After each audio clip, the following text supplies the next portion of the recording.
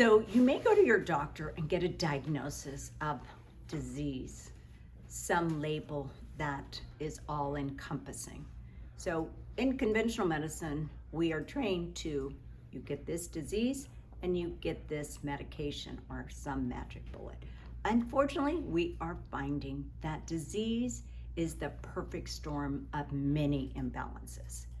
So the main things are sleep. You've got to have sleep to restore and regenerate your body.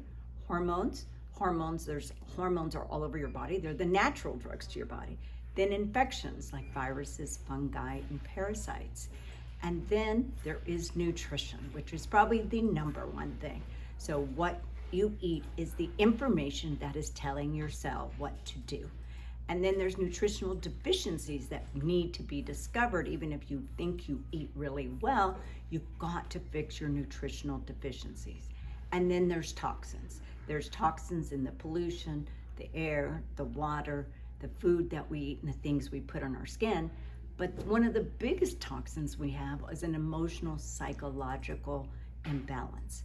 So when we look at a patient with any label of a disease, we must understand all the root causes, because all diseases are multifactorial.